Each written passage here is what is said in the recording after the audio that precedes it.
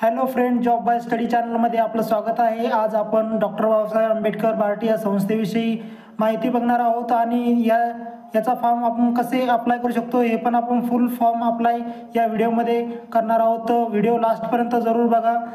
आपल्याला कोणकोणते डॉक्युमेंट्स यामध्ये लागणार आहे आणि कोणकोणते विद्यार्थी कोणकोणत्या फॉर्मसाठी अप्लाय करू शकतात, त्याचप्रमाणे कोणत्या संस्थेमार्फत ते अप्लाय करू शकतात, विविध कॅटेगरीतले विद्यार्थी कोणता फॉर्म भरू शकतात आणि काय पात्रता या फॉर्मसाठी असणार आहे, कोणत्या परीक्षेसाठी कोणती पात्रता आपल्याला असावं लागणार आहे आणि कोणकोणते आपले डॉक्युमेंट्स असावं लागणार आहे, त्याची सगळी माहिती आपल्याला फुल माहिती या व्हिडिओमध्ये आपल्याला भेटणार आहे। त्यासाठी आपण हा व्हिडिओ पूर्ण बघावा। तर आपण बघू शकता, बार्टी या संस्थेमार्फत SC कॅटेगरीतले विद्यार्थी अप्लाय करू शकतात, टार्टी या संस्थेमार्फत ST वाले अप्लाय करू शकतात आणि RT या संस्थेमार्फत SC मातंग समाजाचे विद्यार्थी या ठिकाणी अप्लाय करू शकतात। त्याचप्रमाणे महाज्योती या योजनेमार्फत OBC, SBC, NT, VJNT हे अप्लाय करू शकतात। त्याचप्रमाणे सारथी या संस्थेमार्फत SEBC मराठा व कुंभी हे कास्ट अप्लाय करू शकतात योजनेसाठी। त्यासाठी आपल्याला व्हॅलिड एक मोबाईल नंबर पाहिजे आणि एक जीमेल ID पाहिजेत। त्याचप्रमाणे आपल्याला पासपोर्ट साईज सिग्नेचर आणि फोटो पाहिजेत। त्याचप्रमाणे फोटोचे साईज तरी दिलेले आहेत 50 KB ते 100 KB पर्यंत असावा आणि समोर आपल्याला अजून सुद्धा माहिती दिलेली आहे। स्कॅन केलेली सिग्नेचर आपल्याला पाहिजेत, ती JPG फॉर्मॅटमध्ये पाहिजेत आणि 80 KB पर्यंत पाहिजेत। त्याचप्रमाणे आपल्याजवळ SSC सर्टिफिकेट पाहिजे, तो मार्कशीट पाहिजेत आणि SSC झाल्यावर 12वीचे मार्कशीट किंवा सर्टिफिकेट आपल्याला पाहिजे, त्याचा साईज आपल्याला 300 KB पर्यंत ठेवायचा आहे। ग्रॅज्युएशनचे मार्कशीट पाहिजे आपल्याला आणि त्याचप्रमाणे पोस्ट ग्रॅज्युएशन असले तरी चालते, त्याचे मार्कशीट आपल्याला पाहिजेत आणि डोमिसाईल सर्टिफिकेटसुद्धा PDF स्वरूपाचे आपल्याला सगळे डॉक्युमेंट्स पाहिजेत, मार्कशीट वगैरे। आधार कार्ड आपल्याला 2 साईट पाहिजेत, दोन्ही साईटने असले पाहिजेत, त्याचीसुद्धा साईज 300 KB आहे। कास्ट सर्टिफिकेट आपल्याला पाहिजेत PDF फॉर्मॅटमध्येच, कास्ट व्हॅलिडिटी असेल तर ठीकच आहे आणि इम्पॉर्टंट म्हणजे इन्कम सर्टिफिकेट आपल्याला पाहिजे, ते 3 वर्षाचं पाहिजेत आणि तहसीलचं पाहिजेत।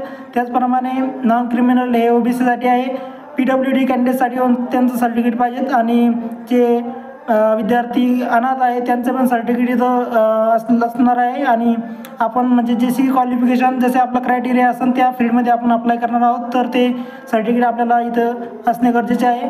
तर UPSC दिल्ली या संस्थेमार्फत आपण पार्टी टार्टी RT सगळ्या संस्थेमार्फत याला अप्लाय करू शकतो। आपण बघू शकता MPSC झालं, MPSC स्टेट सर्व्हिस झालं, सगळ्या संस्थेमार्फत आपण याला अप्लाय करू शकतो आणि बँकिंग, रेल्वे हे झाले सगळे। याला आपल्याला ग्रॅज्युएशन कंप्लीट पाहिजेत, SSC CGL वगैरे या जे हायर पोस्ट आहे यांना ग्रॅज्युएशन कंप्लीट पाहिजे। पोलीस भरती व सैन्य बलसाठी आपल्याला 12वी पास असली तरी चालतं आहे आणि शिक्षक भरती यांना ते क्वालिफिकेशन पाहिजेत। त्याचप्रमाणे याच्यामध्ये पोलीस भरतीसाठी स्पेशल आणि आर्मी भरतीसाठी स्पेशल 12वी उत्तीर्ण असलं तरी आपल्याला चालतं आणि त्याचप्रमाणे याची सगळी माहिती आपण खाली बघणार आहे। फॉर्म कसा अप्लाय करायचा, कसं रजिस्ट्रेशन करायचं आणि कोणकोणते डॉक्युमेंट्स अपलोड करायचे हे सुद्धा आपण व्यवस्थित बघणार आहेत। तर तुम्ही इथं बघून घेऊ शकता की आपण कोणत्या संस्थेमार्फत अप्लाय करू शकतो। तर त्या संस्थेची आपण अप्लाय लिंकसुद्धा तिथं दिलेली आहेत आणि याच्यासाठी हायर क्वालिफिकेशन पाहिजेत, म्हणजे सैन्य भरती आणि पोलीस भरतीसाठी 12वी उत्तीर्ण असलं तरी चालतं आहे, बाकीसाठी ग्रॅज्युएशन पास आउट आपल्याला पाहिजेत। आणि त्याचप्रमाणे आपण हा फॉर्म भरायचा आहे। फॉर्म भरण्याची लिंक दिलेली आहे, बार्टीसाठी लिंक आहे, टार्टीसाठी बी लिंक आहे, जी आपण डिस्क्रिप्शन बॉक्समध्ये देऊ आणि त्याच लिंकवर जाऊन तुम्ही अप्लाय करायचं आहे। जी कॅटेगरी आहे त्या कॅटेगरीसाठी ती वेगवेगळी लिंक दिलेली आहे, त्याच ठिकाणी आपण अप्लाय करायचं आहे। कारण की यामध्ये रजिस्ट्रेशन एकदाच होतं, दोनदा रजिस्ट्रेशन होत नाही आणि रजिस्ट्रेशन चुकलं तर परत रजिस्ट्रेशन होत नाही, त्याकरता आपण फॉर्म अचूक असा भरावा आणि हा व्हिडिओ बघितल्यानंतरच तुम्ही चांगला फॉर्म भरू शकता। बघा, याला स्टेप बाय स्टेप फॉर्म आपण बघणार आहे। पहिलं रजिस्ट्रेशन करायचं आपल्याला, नंतर रजिस्ट्रेशन झाल्यावर लॉगिन ID वगैरे आपल्याला भेटते आणि नंतर आपल्याला फॉर्म फिलअप करता येतो, डॉक्युमेंट्स वगैरे अपलोड करता येतात आणि डॉक्युमेंट्स अपलोड केल्यानंतर आपण अप्लाय याच्यावर करू शकतो आपला जे कोर्स आहे आणि प्रिंट वगैरे काढून घ्यायची आपल्याला। इथं इंटरेस्ट असं दिलेलं आहे। फॉर्मचं रजिस्ट्रेशन आपल्याला पहिलं फर्स्ट करून घ्यायचं आहे आणि फर्स्ट आपल्याला नेम टाकायचा आहे, मध्ये आपल्याला वडिलाचं नाव टाकायचं आहे, फादर्स नेम, आणि लास्टला सरनेम टाकायचं आहे। हे सगळं आपल्याला जे आपली बोर्डचे मार्क सर्टिफिकेट आहे त्याचप्रमाणे सगळं टाकायचं आहे. म्हणजे मार्क सर्टिफिकेट जर आडनाव सरनेम पहिलं असलं तरी आपल्याला इथं फर्स्ट नेमच टाकायचं आहे, फक्त स्पेलिंग व्यवस्थित टाकायची आहे. बर्थ डेट टाकायची आहे. त्यानंतर आपल्याला ईमेल आय डी टाकायची, ते आपल्याजवळ असली पाहिजेत. आणि त्याचप्रमाणे आपल्याला नंबर टाकायचा आहे ज्याच्यावर आपला OTP जातो, आणि ईमेल आय डी सांभाळून ठेवायची आहे आपल्याला. त्याच्यावर आपल्याला हॉल तिकीटची वगैरे इन्फॉर्मेशन येत असते. इथं म्हणजे इथं माहिती दिलेली आहे की आपलं नाव हे मार्क सर्टिफिकेट प्रमाणे टाकावं आणि मधलं नाम हे सुद्धा व्यवस्थित टाकावं. आणि त्याचप्रमाणे इथं आपली कोणतीही चूक आपण करू नका, कारण की इथं कोणतीही चूक केल्यानंतर आपल्याला बदल करता येत नाही त्यामध्ये एकदा फॉर्म सबमिट झाल्यानंतर. त्याचप्रमाणे ही सगळी माहिती टाकल्यानंतर आपल्याला जनरेट OTPचं ऑप्शन येतं, आणि त्याच्यावर आपण क्लिक केलं तर आपल्याला आपल्या मोबाईल नंबरवर जीमेलवर आणि मोबाईल नंबरवर एक OTP जातो. OTP टाकल्यानंतर आपल्याला हे कॅप्चर फिलअप करायचं. इथं बारकोड हे फिलअप केल्यानंतर आपल्याला सबमिट रजिस्ट्रेशन फॉर्मवर क्लिक करायचं आहे. त्याच्या पहिले आपल्याला सगळी माहिती व्यवस्थित बघून घ्यायची की बरोबर आहे की नाही, ती पहिली चेक करून घ्या तुम्ही आणि सबमिट करा. सबमिट केल्यानंतर आपल्याला आपलं रजिस्ट्रेशन ID आणि पासपोर्ट इथं दाखवून, जो पासपोर्ट असणार आहे इथं तो आपली जन्मतारीख असणार आहे, तो पासपोर्टच्या ठिकाणी येईल. आणि आपल्याला न्यू पासपोर्ट क्रिएट करायचा आहे, इथं चेंज द पासपोर्ट करायचा आहे. इथं क्लिक करून आपल्याला आपला पासपोर्ट चेंज करायचा आहे. तर आपल्याला खाली ते दाखवलेलं आहे तसं करायचं आहे. ओल्ड पासपोर्ट जो आहे आपला तो आपली बर्थ डेट आहे, आणि न्यू पासपोर्ट आपल्याला जनरेट करायचा आहे. तसं आपण पासपोर्ट मोठं टाकून PSS@123 असं वगैरे टाकू शकता. एक्झाम्पल देत आहे मी. तर असं आपल्याला पासपोर्ट सेट करून घ्यायचा आहे, इथं सांगितलेलं आहे. त्याचप्रमाणे 8 अक्षर एकूण असले पाहिजे त्यामध्ये.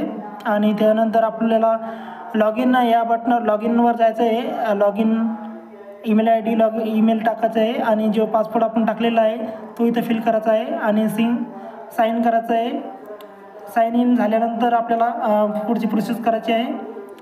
आपल्याला इथं जी माहिती आहे ती आपण ऑलरेडी फिल केलेली आहे रजिस्ट्रेशनमध्ये. तिथं नाव वगैरे सगळं दाखवतील ऑलरेडी, आणि बर्थ डेट वगैरे सगळं काही इथं ऑलरेडी दाखवलेलं जाईल, कारण की ते रजिस्ट्रेशनमध्ये केलेलं आहे आपण. आणि त्याचप्रमाणे इथं ही माहिती टाकून इथं आपल्याला मदर्स नेम टाकायचा आहे, आणि खाली नॅशनॅलिटी टाकायची आहे. आधार कार्डचा नंबर इथं आपल्याला फिल करायचा आहे. आणि इथं आपल्याला मॅरेज स्टेटस टाकायचं आहे. मॅरिड असेल तर मॅरिड टाका, अनमॅरिड असेल तर अनमॅरिड टाका. आणि इथं बाकीची आपल्याला डिटेल फिल करायची आहे, आपण बघू शकता. त्याचप्रमाणे इथं खाली चेंज जरी आपण नाव केलं असेल तर येस करा, नाहीतर नाही करा. आणि इथं नाव चेंज जर केलं असेल तुम्ही आधार कार्डमध्ये तर येस करा, नाहीतर नाही करा. ओके, बघा आपण वरचे डिटेल फिल केलेले आहे. मदर्स नेम, नॅशनॅलिटी, आधार कार्ड नंबर, आणि जेंडर, मॅरेज स्टेटस, आणि नंतर आधार कार्डावर चेंज केलेलं नाही की नाही नाव ते.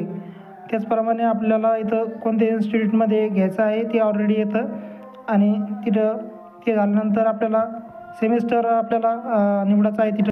त्याचप्रमाणे आपल्याला इथं नेम ऑफ सेमिस्टर दिलेलं आहे, आणि त्याच्यामध्ये आपल्याला कोणतं कोर्स निवडायचा आहे, कोणत्या स्पर्धी परीक्षेसाठी आपल्याला अप्लाय करायचं आहे ते अप्लाय करू शकतो आपण इथं. आणि इथं कॅटेगरी दिलेली आहे, आणि खाली सब कॅटेगरी दिलेली आहे, त्याच्यामध्ये आपल्याला दिसून येईल. त्याच्यावर क्लिक केल्यानंतर ती कॅटेगरी आपल्याला निवडायची आहे. आणि त्याच्यानंतर कॅटेगरी कास्ट सर्टिफिकेट आहे का आपल्याजवळ ते टाकायचं आहे, आणि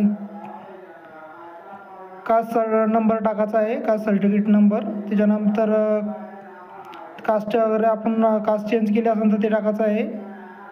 आणि त्याच्यानंतर आहे कास्ट सर्टिफिकेट नंबर टाकल्यानंतर आपल्याला खाली यायचं आहे, आणि खाली विविध माहिती परत दिलेली आहे याच्यामध्ये आपण बघू शकता. व्हॅलिडिटी त्याची सगळी डिटेल आपल्याला तिथं फिल करायची. इथं असली तर आपल्याजवळ कास्ट व्हॅलिडिटी, इथं डेट टाकायची आहे, आणि इथं कास्ट सर्टिफिकेट इश्यू कोणी केलं ते टाकायचं आहे, आपण बघू शकता. आपण सगळी डिटेल यामध्ये फिल करून घ्यावी असली. डोमेसाईल सर्टिफिकेट, त्याचा नंबर व्यवस्थित टाकावा याच्यावर. आणि डिसेबल पर्सन असलं तर त्याला येस करा, नाहीतर नाही करा. आणि त्याचप्रमाणे खाली caste validity date, caste validity authority, आणि सगळी याच्यावर माहिती दिलेली आहे, ती आपण बघून घ्या व्यवस्थित. सर्व माहिती फिल करावी बघून, तिथंच जे असेल ते फिल करावं. आणि आपण बघू शकता याच्यामध्ये जे आपला क्रायटेरिया आहे तेच डॉक्युमेंट्स आपल्याला इथं मागणार आहे आणि तीच माहिती आपल्याला इथं फिल करायची आहे. आपण बघू शकता इथं जे आता अनाथ आहे त्यांनी अनाथवाली त्यांना फक्त तेच येईल माहिती, ती एक्स्ट्रा फिल करणं आहे. आणि त्याचप्रमाणे जे डिसेबल पर्सन आहे त्यांचंसुद्धा त्यांची वेगळी माहिती त्यांना फिल करावी लागणार आहे. आपल्याला इथं दिलेली माहिती आपण बघू शकता, ते फॅमिली इन्कम वगैरे सगळं काही, तर डेट वगैरे सगळं त्यांच्यामध्ये टाकणं आहे. आणि फायनल आपल्याला सेव्ह अँड नेक्स्ट करणं आहे ॲग्रीमेंट करून.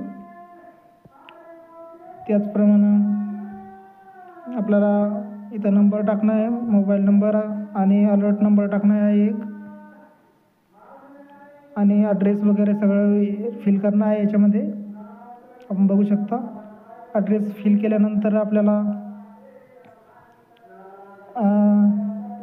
हा ॲड्रेस परत फिल करायचा आहे याच्यामध्ये. म्हणजे इथं टिक मार्क करायची आहे, करंट ॲड्रेस आहे, दोन्ही सेम असलं तर टिक मार्क करून आला तर त्याच्यामध्ये फिल होऊन जाईल. आणि इथं आपल्याला एक्झाम सेंटर टाकायचे आहेत, ते आपल्याला जवळचे एक्झाम सेंटर आपण इथं टाकू शकता. ते 5 एक्झाम सेंटर दिलेलं आहे. सेव्ह अँड नेक्स्टवर त्याच्यानंतर सेव्ह अँड नेक्स्टवर क्लिक करायचं आहे. ते झाल्यानंतर आपल्याला इथं आपली 10वीची माहिती फिल करायची आहे आणि 10ची माहिती फिल केल्यानंतर इथं पर्सेंटेजमध्ये करायचं आहे आपला क्रायटेरिया. तो पर्सेंटेज झाला आहे तर टोटल मार्क टाकायचे आहेत फर्स्ट डब्यामध्ये, सेकंडमध्ये आपल्याला पडलेले मार्क टाकायचे आहेत आणि लास्टला पर्सेंटेज ते येतात त्याच्यामध्ये. आणि 12वीची माहिती इथं आपल्याला फिल करायची आहे, इयर टाकायचा आहे आणि इथं नंबर, युनिव्हर्सिटी, त्याच्यामधलं इथं पर्सेंटेज करायचे आहे आपल्याला बघू शकता.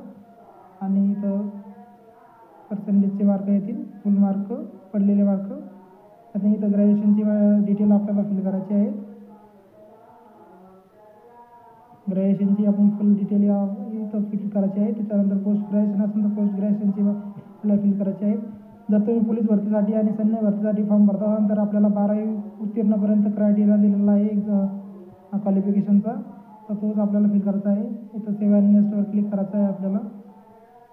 सेव्ह अँड नेक्स्ट केल्यानंतर समोर आपल्याला डॉक्युमेंट्स अपलोड करायचे आहे. तो फोटोग्राफ दिलेला आहे, तो कलर फोटोग्राफ आपल्याला इथं JPG फॉर्मॅटमध्ये 100 KBचा असला पाहिजे. तो आपल्याला इथं चूज फाईलवर क्लिक करून इथं आपल्याला फिल करायचं आहे. आणि जे स्टार म्हणून दिलेलं आहे ते आपल्याला डॉक्युमेंट्स अपलोड करायचेच आहे. आणि ज्यांनी म्हणजे वेगवेगळ्या कॅटेगरीसाठी वेगवेगळे डॉक्युमेंट्स रिक्वायरमेंट आहे, तर फोटो आणि सिग्नेचर सगळ्यांना सेमच आहे. फोटो आणि सिग्नेचर आपण इथं अपलोड करावी. 10वी 12वीची मार्कशीट वगैरे स्कॅन केलेले अपलोड करावे. त्याच्यानंतर 10वीची आणि 12वीची झाल्यानंतर ते आपल्या PDF फॉर्मॅटमध्ये 300 KBपर्यंत अपलोड करायचे आहेत.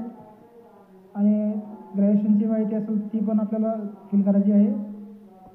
आपण जरी पोलीस भरतीसाठी आणि सैन्य भरतीसाठी भरता नंतर 12वी उत्तीर्णपर्यंत डॉक्युमेंट्स येतात. त्यामध्ये नॅशनॅलिटी, आधार कार्ड, डोमसाईल वगैरे आपल्याला अपलोड करायचे आहेत. आधार कार्ड आपल्याला दोन्ही साईडचं पाहिजे, 300 KBपर्यंत PDF पाहिजे.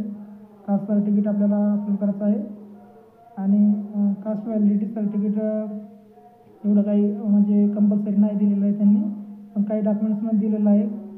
जसे RT साठी कंपल्सरी आहे. आणि इन्कम सर्टिफिकेट आपल्याला इथं टाकायचं आहे. त्याचप्रमाणे जे अनाथ आहे त्यांनी अनाथ सर्टिफिकेट, डिसेबल पर्सन आहे त्यांनी डिसेबलचं ते डॉक्युमेंट्स वगैरे इथं अपलोड करायचे आहेत व्यवस्थित. आणि त्याच्यानंतर सेव्ह अँड नेक्स्टवर क्लिक करायचं आहे. आणि सबमिट करायच्या अगोदर आपल्याला फॉर्म व्यवस्थित बघून घ्यायचा आहे, नाहीतर मॉडिफिकेशनचं इथं ऑप्शन दिलेलं आहे, मॉडिफाय करू शकतो इथं आपण, काही चुकी झाली तर. त्याच्यानंतरच आपल्याला सबमिट इथं फॉर्म करायचा आहे. सबमिट झाल्यानंतर आपण याची प्रिंट व्यवस्थित काढून घ्यायची आपल्याला, कारण की नंतर याची प्रिंट निघत नाही. आपण बघू शकता आपण अप्लाय केलेलं, अप्लाय नंबर आहे, ID आहे आणि आपण जे सेमिस्टरला अप्लाय केलं ते सेमिस्टर इथं येतं. आणि इथं प्रिंट येते त्याची समोर, जे आपल्याला प्रिंट लगेच काढून घ्यायची आहे, प्रिंट आऊट, कारण की परत वेबसाईट ओपन होत नाही आहे. आणि प्रिंट नंतर आपल्याला प्रिंटची गरज असते आपल्याला समोर. इथं आपण परत एखाद्या सेमिस्टरला अप्लाय करू शकतो आपण जर ग्रॅज्युएशन वगैरे पास असेल तर. इथं अप्लाय आपण करू शकतो. एकाच फॉर्ममध्ये आपला ID वगैरे प्रिंट आपल्याला काढून घ्यायची आहे. त्याच्यानंतर इथे डिटेल दिलेली आहे आणि लॉग आउट करून आपण हा फॉर्म कन्फर्म करू शकतो. पूर्ण लॉग आउट झाल्यानंतर आपला फॉर्म कन्फर्म होऊन जातो. आणि विद्यार्थी मित्रांनो, माहिती जर चांगली वाटली असेल तर व्हिडिओला लाईक करा, शेअर करा, कमेंट करा आणि चॅनलला सबस्क्राईब जरूर करा. भेटूया पुढच्या व्हिडिओमध्ये.